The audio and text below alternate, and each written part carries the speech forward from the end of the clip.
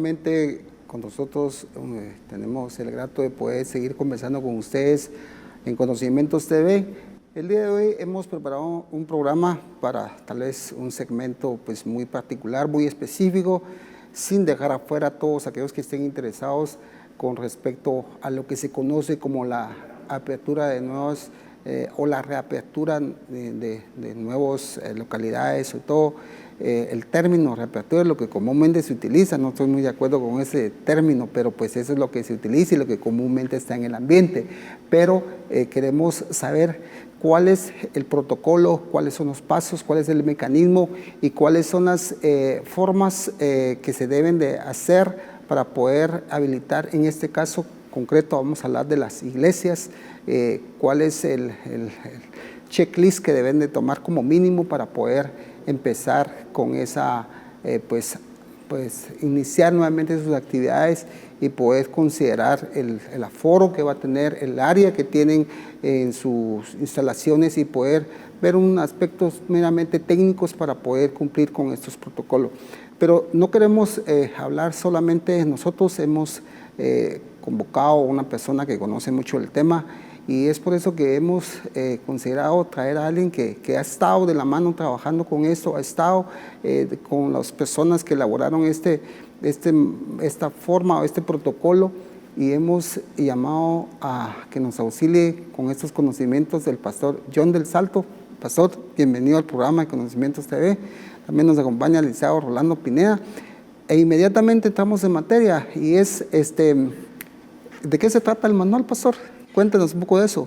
Muchas gracias por la cordial invitación en primer lugar. El tema obviamente es de mucha trascendencia para este momento, ¿verdad? Sobre todo para las iglesias evangélicas.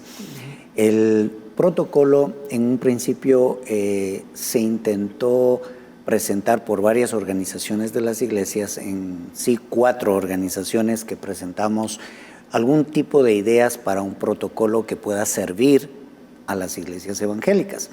Sin embargo, en todo este proceso se logra unificar los criterios, se logra unir en medio de este diálogo interinstitucional de las iglesias evangélicas y se logra determinar lo que hoy se conoce como protocolos consensuados, ¿verdad?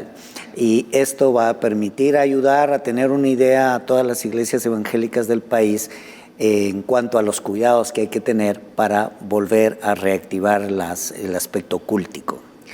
Excelente, gracias. Y también nos quisiéramos pedirles que, como siempre lo hacemos a la audiencia, que nos escriban al WhatsApp que siempre ponemos en nuestras pantallas o escríbanos a nuestras redes sociales para poder plantearnos preguntas, hacernos sugerencias o incluso pues en caso específico una pregunta que le pueda ir directamente relacionado con su institución. Estamos esperando que nos contactes, pero vamos a también inmediatamente a plantear nuevamente una pregunta al pastor y es ¿de qué trata? En términos generales en un marco muy general, ¿de qué trata este manual o protocolo, pastor? Como decía al principio, es importante que nosotros como iglesia tengamos muchos cuidados, sobre todo por el tema de la pandemia que hemos estado manejando, experimentando todos en el mundo, ¿verdad? Y de vital importancia que podamos entender cómo actúa este famoso virus del coronavirus y ver qué mecanismos podemos nosotros tomar de manera práctica para evitar cualquier tipo de contagio, ¿no? En ese sentido, nos hemos venido regulando a ciertos criterios técnicos, obviamente, tanto de profesionales de la salud como profesionales que tienen que ver específicamente con este tipo de protocolos. Entonces la idea es poder tener nuevamente nuestras actividades culticas con todos los requerimientos necesarios para evitar un posible contagio. No queremos obviamente ser nosotros una fuente de contagio. Creemos que a nivel de las iglesias nuestra preocupación fundamental es justamente la persona. Y por lo tanto, como iglesias que tenemos este fin de preocuparnos por la persona, nos interesa en sumo cuidar a nuestros fieles de las iglesias. Por supuesto, y eso abarca todas las iglesias que estén dentro del marco del territorio nacional, y obviamente pues queremos también siempre hacer énfasis de poder considerar algunos aspectos de mero formalismo. Por ejemplo, pues obviamente las iglesias deben de tener como mínimo, pues tal vez no es el término que quisiera utilizar, pero deberían de tener un listado de la forma o la membresía, el volumen de membresía que tienen, porque en relación a eso es que se va a utilizar el metraje para poder ubicar a las personas, ¿verdad, pastor? Entendemos que obviamente las familias, por tener siempre un contacto familiar, siempre pueden estar pues en un mismo espacio, pero las personas que ya no, pues obviamente van a tener este distanciamiento que se le llama, y eso es lo que básicamente va a tratar estos protocolos, ¿verdad, pastor? Correcto. Como ustedes ya tienen conocimiento, el doctor Asturias, juntamente con el señor presidente de la República, han establecido parámetros de la situación de las diferentes regiones, ¿no? Han aplicado el tema del famoso tablero del semáforo, que se le llama, y han establecido algunos criterios para saber si se puede tener reuniones masivas o no. En el marco de esto, tienen algunos criterios fundamentales. Primero, el color, que ya con el color nos delimita la capacidad real de reunión que podamos tener, ¿verdad? Y esto es de suma importancia. Segundo, el tamaño de las iglesias. Es importante saber cómo manejar la asistencia, el porcentaje de personas que pueden asistir a las iglesias. Esto es de vital importancia, ¿no? Y por lo tanto, para esta situación del porcentaje de las iglesias se ha establecido, nuevamente indico, en el marco del color que se establece y en el marco del distanciamiento que se menciona. De ahí que, por ejemplo, en el marco del color rojo, digamos, no se permite reuniones más de 10 personas. Sin embargo, hoy en día se está manejando el criterio de la famosa burbuja familiar. ¿Qué es esto de la burbuja familiar? Que algún líder evangélico se le ocurrió y nos pareció fabulosa la idea. ¿En qué sentido? En que, por decir algo, en el seno de nuestros hogares, ninguno utiliza ni mascarilla, ni se está distanciando. Ya se pueden imaginar la consecuencia que habría esto en la relación conyugal, de aplicar el distanciamiento social, ¿no? Esto sería tremendo, causaría graves situaciones en las familias. Pero en el hogar todos estamos confiados en que todos estamos sanos y por lo tanto estamos en una sana convivencia, Entonces, a alguien se le ocurrió pensar en el hecho de que ¿por qué no aplicamos este sentido de las burbujas familiares? ¿En qué sentido? Si entra una familia a la iglesia, ¿por qué no los sentamos juntos sin distanciamiento, verdad, alguno? Claro. Y poder tener varias burbujas familiares en la iglesia, entonces en la iglesia habría una mayor capacidad. Claro, interesante lo que estamos conversando con el pastor John del Salto. Pero al regreso de la pausa vamos a seguir planteando unas preguntas que nos ha llegado a nuestra redacción, y le invitamos también a usted que nos escriba para poder plantearle la pregunta al pastor.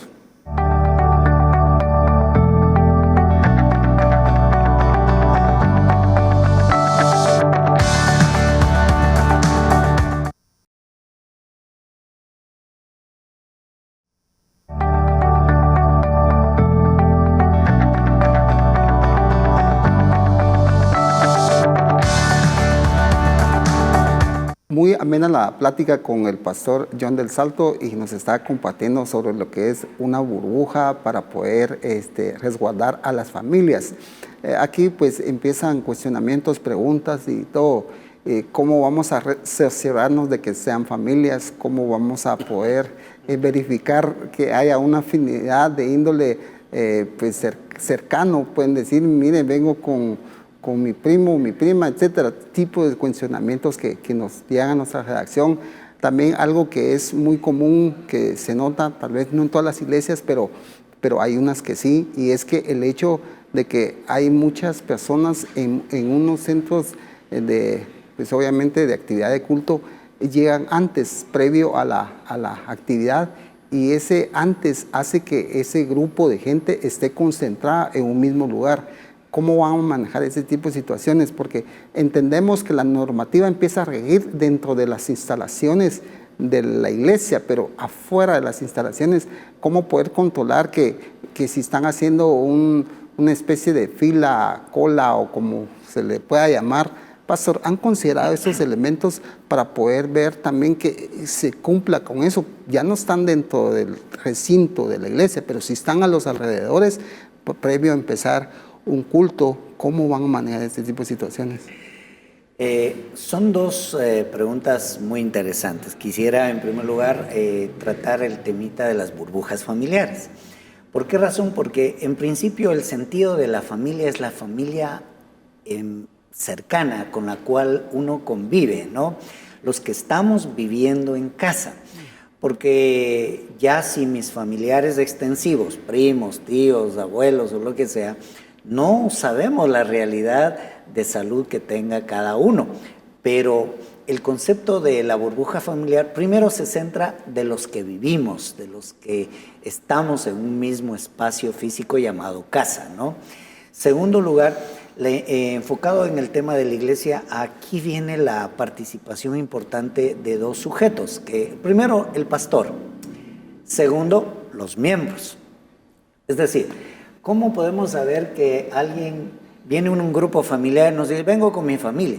Pero ¿cómo sabe usted, como bien lo pregunta, si es la familia con la cual vivimos o me traje al tío, al primo, al sobrino?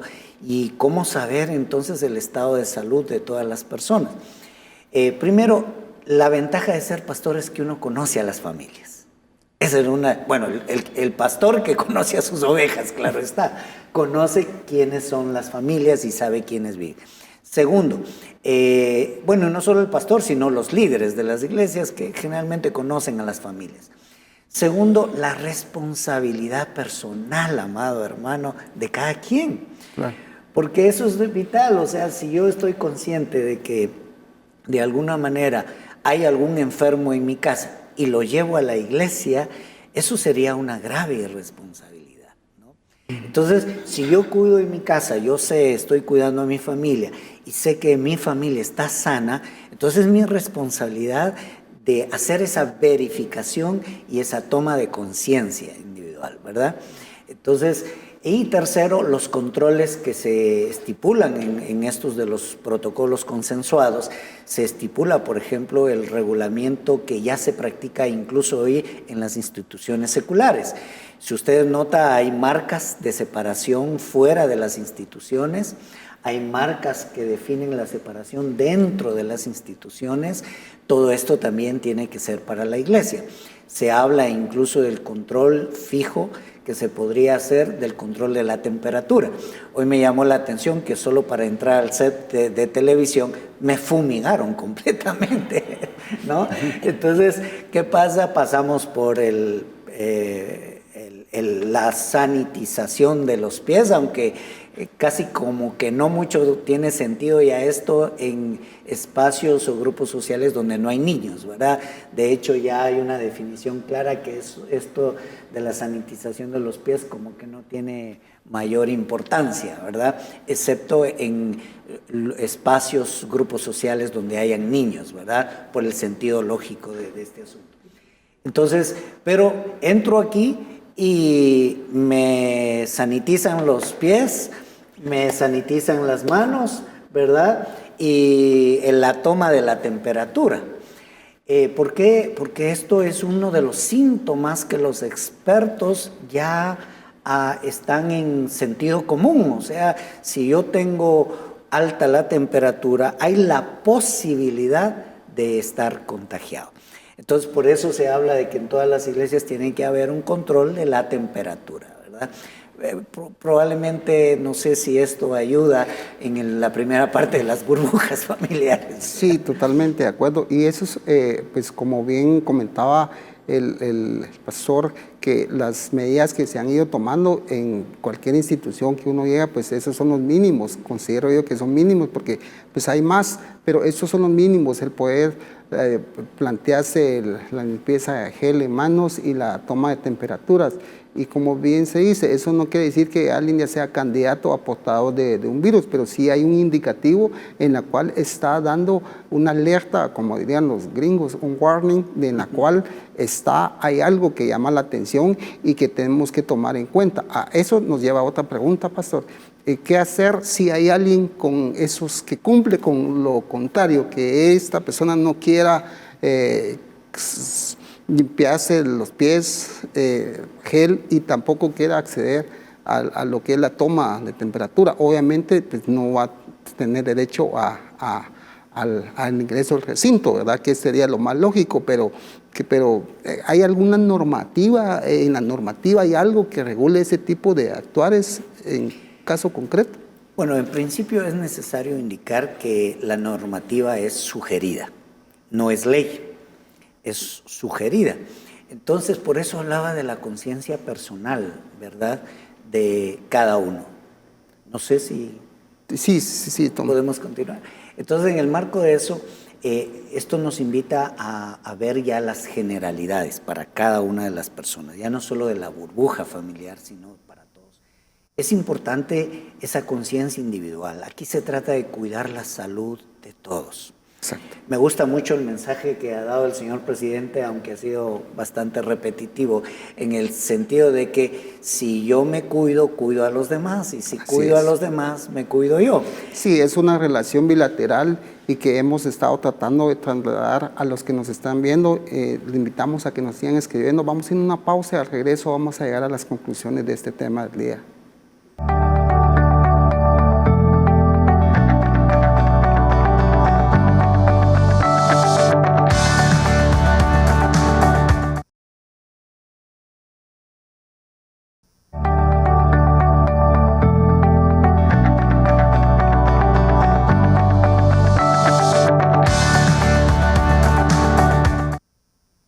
Vamos por concluir el tema del día de hoy de lo que es la medida de controles para poder aperturar las iglesias, bueno, y cualquier otra aglomeración que pueda existir. Pero a nuestras redes sociales y al WhatsApp nos ha ingresado una pregunta que seguramente tú quieres planteársela al pastor Rolando. Sí, sé que tenemos muy poco tiempo, pero me gustaría preguntarle, Pastor John, algunos puntos en concreto del protocolo. Sé que son muchos, pero que nos pudiera decir algunos. Sí, es un poco extenso el protocolo, sin embargo, toca primero los mecanismos de limpieza antes del servicio, el aspecto preparatorio. Segundo, la preparación en sí mismo de todos los aspectos de sanitización básica, como son, por ejemplo, el uso del gel o de alcohol, aunque se habla que es mejor el uso del gel, ¿verdad? En este caso, de la sanitización de los pies, de los aspectos de distanciamiento. Toca de manera concreta el aspecto de las disposiciones presidenciales sobre el tema del semáforo, en donde se instruye cuánto espacio debe haber dependiendo del color que se estipula, y por lo tanto se le sugiere algunos mecanismos adecuados para el cumplimiento de esos deberes. También se habla de qué hacer después de cada servicio también, ¿no? La sanitización que tiene que darse después de cada servicio. También en cuanto a la participación de los técnicos en el servicio, ya sea los hermanos de la alabanza, los hermanos de que utilizan todos los aparatos necesarios de sonido. Entonces se estipula todo ese mecanismo de sanitización. En el caso de los niños, de los ancianos, también se dan algunas sugerencias cómo manejar este tema, ¿verdad? Prácticamente es una instrucción, una sugerencia técnica, incluso de la clase de elementos que deben utilizar para la sanitización. Es bastante completo este acuerdo que podría servir para dirigir a todos los hermanos de las iglesias en este sentido. Ok, ¿dónde lo podríamos descargar? Por algunos pastores que nos están escuchando, para poder ellos descargar el protocolo. Ya, existe esta organización actual donde nos hemos unido varias instancias que se llama el Parlamento Evangélico de Guatemala. Lo pueden buscar en Facebook y entonces solicitar el documento oficial, ¿verdad? Ya que este documento fue de mutuo acuerdo con el doctor Asturias y con todas las organizaciones evangélicas más representativas del país. Entonces lo pueden ingresar allá, o también, si gustan, pueden ingresar a mi muro a nombre de John del Salto, ¿verdad? Y con mucho gusto les estaremos ahí remitiendo. De hecho, tengo levantado ahí ya los protocolos en foto para que lo puedan bajar fácilmente. Pero si alguien desea, puede enviarme su correo electrónico o mandarme algún WhatsApp a mi número de teléfono, pero preferiría mejor que me manden, perdón, que me manden el correo electrónico y con mucho gusto les mando el documento. Sí. También estamos, nos está llegando la redacción, pues también el poder seguir conversando con otros temas que se desprenden de esta misma normativa, que es, si bien es cierto que es una normativa de tipo sugerido, que solamente busca el poder tener una guía para poder cumplir con los protocolos, también hay ciertos aspectos que están pues, llegándonos constantemente, información como qué va a pasar con las iglesias, esta nueva normalidad que le llaman, cómo va a estar la iglesia incluso va a estar ahorita regida por algunos otros impuestos, etcétera. Para ello también vamos a estar trabajando en otro programa para poderles hacer ver a la población que nos ve el hecho de que por investidura constitucional pues ya las reglas están sido dadas. Sabemos de que hay ciertos requerimientos que están llegando de actualización de datos, y también queremos pedirle que pues hay una normativa ya vigente que se deben de respetar de ambas partes, tanto como el ente fiscalizador como las iglesias que están debidamente constituidas jurídicamente, y eso también el pastor nos quería hacer llegar, que parece que están trabajando en un proyecto de ley en la cual puedan unir fuerzas este Parlamento para poderlo plantear y presentar, pues para que todos los que quieran adherirse, pues puedan hacerlo, ¿verdad, pastor? Así es, amado hermano, estamos muy preocupados por algunas situaciones. En este sentido, estamos ya preparando un anteproyecto ley donde queremos ver cómo poder regular en base a los principios constitucionales que favorecen a la Iglesia evangélica y a todo ser humano, ¿verdad? Ya que no hay una norma jurídica bien establecida en cuanto a la particularidad de ciertas instancias del Estado. Estamos hablando de la SAD, del Ministerio de Gobernación, el Ministerio del Medio Ambiente, bueno, que el año pasado pues pudimos mejorar este sentido normativo. Sabemos que todo proyecto de ley debe ser analizado y presentado y por supuesto elaborado por el Congreso de la República de Guatemala. Este grupo es un grupo técnico que se está preparando para poderlo presentar ahí y que pues pueda tomar forma, para poder dejar claras algunas lagunas que existen hasta dónde se puede cumplir o hasta dónde no. Hay temas que surgen dudas, como por ejemplo si la iglesia debe o no debe facturar, que ahí hay un tipo de mensajes que han llegado. Eso es más que claro y evidente. Constitucionalmente ya tienen una investidura de no lucrativas y están exentos. También cabe mencionar que el artículo 2 de la Ley de Actualización Tributaria en su decreto 10/2012 pues agravó algunas actividades. Es básicamente, no agravó la persona en sí, no agravó la personalidad jurídica, sino que grava la actividad, pero son sujetos de análisis para poder decir si es o no debe ser. Y esos son de los tipos de las normativas que se deben de causar un análisis más profundo y poderlo conversar, y próximamente estaremos elaborando todo este tipo de regulaciones, de preguntas, de consultas, y si usted tiene una, háganos llegar y nosotros estaremos trabajando en preparar un programa especial de eso para poder darle el conocimiento a la iglesia, para que sepa cuál es el marco de legalidad que se debe de mantener en ambas partes, tanto como la iglesia como un ente jurídico y las entidades del Estado que tienen el derecho también a poder requerir cosas dentro del marco de legalidad. Para nosotros ha sido un gusto el que podamos compartir con ustedes. Esto es Conocimientos TV. Dios le bendiga.